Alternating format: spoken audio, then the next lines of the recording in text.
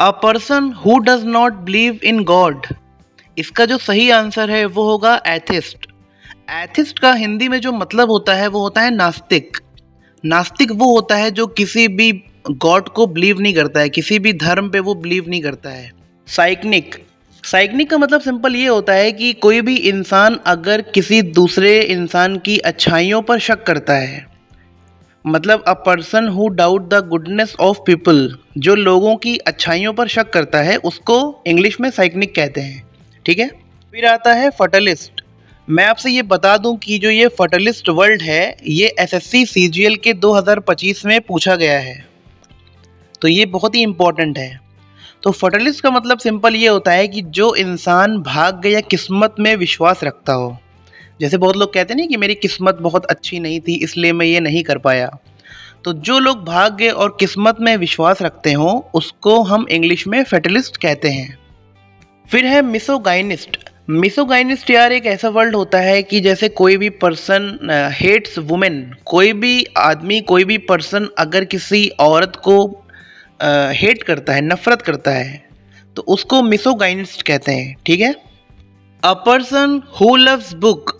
इसका जो सही आंसर है वो है बिब्लियोफिल। टेक्नोफिल का मतलब होता है, यार देखो नाम से ही पता चल रहा है, टेक्नोफिल का मतलब ये होता है कि a person who loves technology. Okay. A person who loves technology is called technophile. फिर है ग्लटन।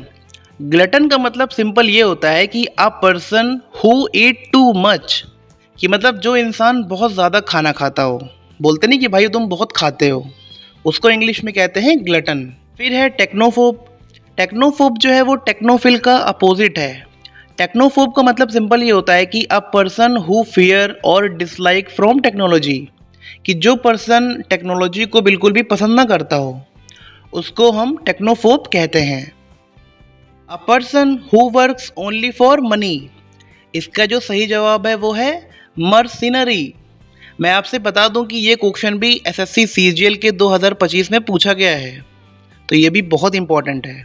वेटरन का मतलब सिंपल ये होता है कि किसी भी पर्सन का किसी फील्ड में लॉन्ग एक्सपीरियंस। जैसे अ person who have long experience in a particular field. जैसे कोई 20 साल से टीचर है तो मतलब उसको 20 साल से कंटिन्यू टीचिंग के एक्सपीरियंस है। ठीक है, तो ऐसे चीज़ को हम वेटरन बोलते हैं। फिर अगला है अमेटियर।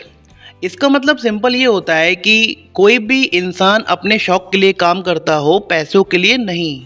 अ person who works for pleasure not for money. इसका मतलब अमेचर का मतलब यही होता है। और मैं आपसे ये भी बता दूं कि ये भी वर्ड 2025 के एसएससी सीजीएल में पूछा गया है। ठीक है, आप जाके देख भी सकते हैं वेबसाइट पर, ये वर्ड पूछा गया है कि इसका क्या मतलब होता है। तो ये सब बहुत इंपॉर्टेंट वर्ड्स मैं आपको बता रहा हूँ, इसको आप नोट करते रहना। आइकोनोक्लास्ट। आइकोनोक्लास्ट का सिंपल ये मतलब होता है कि कोई भी परंपरागत मान्यताओं का विरोध करना, मतलब कि a person who opposes the traditional belief. इसका मतलब होता है iconoclast. A man whose wife has died. इसका आंसर होगा विडोवर। मतलब जिसकी पत्नी का देहांत हो गया हो उसको विडोवर कहते हैं। अगला है विडो। विडो जो है वो विडोवर का अपोजिट है। विडो का मतलब ये होता है कि किसी भी लड़की के हस्बैंड जो है उसकी डेथ हो चुकी हो। नेक्स्ट है स्प्रिंस्टर।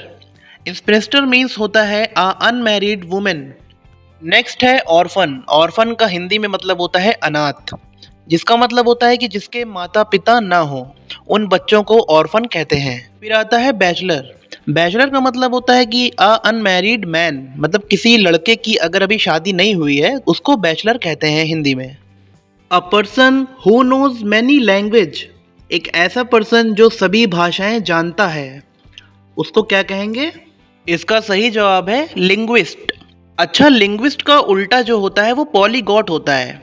लिंग्विस्ट का मतलब सिंपल होता है कि कोई भी पर्सन जो बहुत सारी लैंग्वेज जानता है। पॉलीगॉट का मतलब होता है कि a person who speak many language.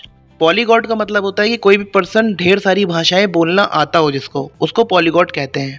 अच्छा, बिगमिस्ट का मतलब क्या होता है?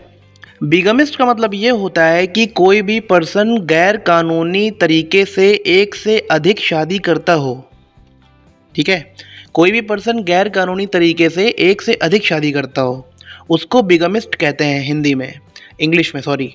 ऑप्शन डी पे जो स्टोइक वर्ड है, ये वर्ड एसएससी CHSL में 2022 में पूछा गया था शिफ्ट 1 में।